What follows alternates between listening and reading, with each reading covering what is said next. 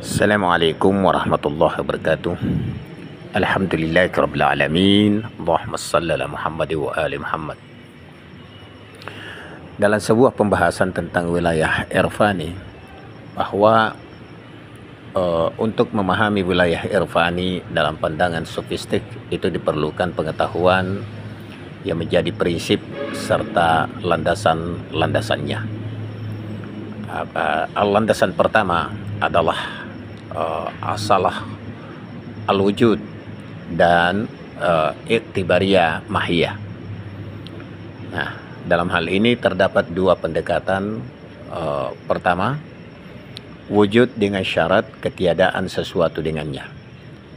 Nah, tingkatan ini adalah maqam ahadiyah yang biasa juga disebut dengan ta'ayun awal, huwiyah ghaibiyah, serta dinamakan juga dengan tingkatan ana. Kedua, wujud mutlak dengan tidak bersyarat sesuatu pun, yakni ditinjau sebagaimana ia disebut juga dengan eksistensi absolut. Jadi itu yang pertama, asalatul wujud dan iktibariyah mahiyah. Kemudian yang kedua, wahda syahsi wujud, yakni wujud mutlak yang dengan kemutlakan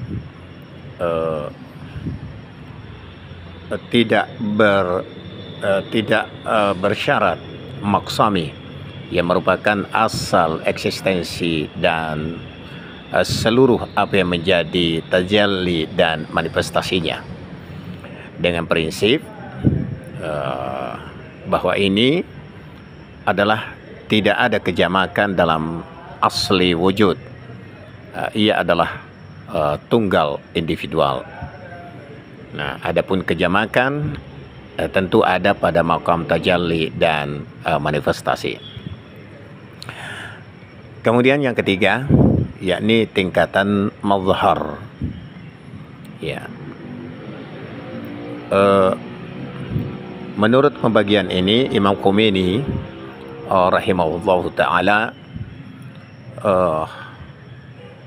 adalah hadrat gaib mutlak, hadrat syahadah mutlak, gaib yang lebih dekat dengan gaib mutlak. Ya, gaib yang lebih dekat dengan syahadah dan insan kamil, atau juga disebut dengan ahadiyah, seluruh nama-nama gaibiyah dan syahadiyah. Nah, sebagaimana wujud dalam filsafat Mullah Sadra itu memiliki derajat-derajat dan tingkatan-tingkatan, maka wilayah juga dalam irfan itu mempunyai mazhar yang bergradasi. Ya, oleh karena itu wilayah yang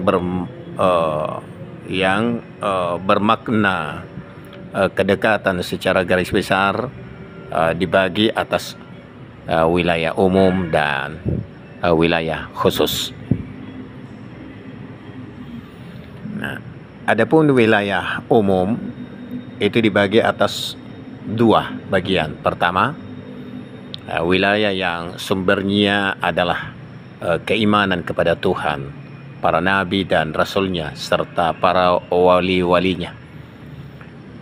Dan ini sebagaimana disyaratkan firman Allah Subhanahu wa ta'ala, yang artinya Allah adalah wali orang-orang beriman, mengeluarkan mereka dari kegelapan kepada cahaya.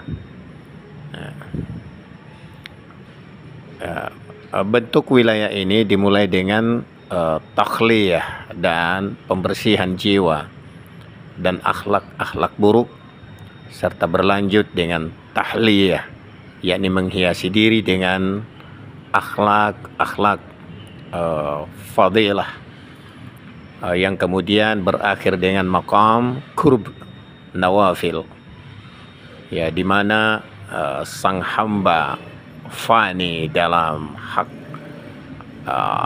hak subhanahu wa ta'ala, sehingga hak menjadi pendengaran penglihatan dan lisannya.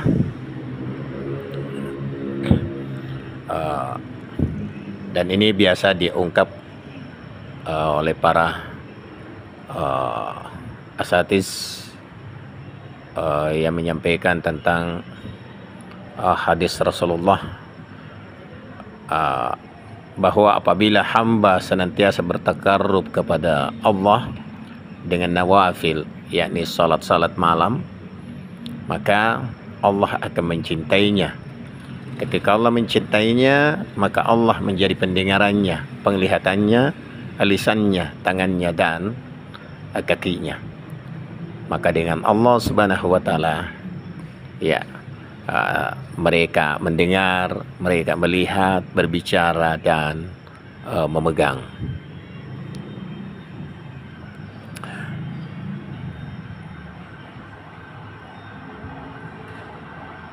Nah, kemudian yang kedua ada namanya wilayah umum yang diperuntukkan bagi hamba-hamba sempurna atau kamil, yang mana mereka ini telah fana pada Allah Subhanahu wa Ta'ala serta memperoleh kebaqaan. Mereka ini telah mengumpulkan antara qurb nawafil dan qurb faraid. Nah, perjalanan pemilik tingkatan wilayah ini itu dimulai setelah ia melewati safar pertama dan 4 safar, yakni safar dari khalq atau makhluk menuju hak Subhanahu wa Ta'ala, dan memasuki safar kedua, yakni safar atau perjalanan dari hak Allah Subhanahu wa Ta'ala ke hak Subhanahu wa Ta'ala, serta wujudnya telah mendapatkan warna hak Subhanahu wa Ta'ala. Nah, adapun wilayah khusus yang berhadapan dengan wilayah umum yang dikhususkan bagi Khatamul Anbiya Al-Mustafa Muhammad sallallahu alaihi wasallam beserta para wasinya.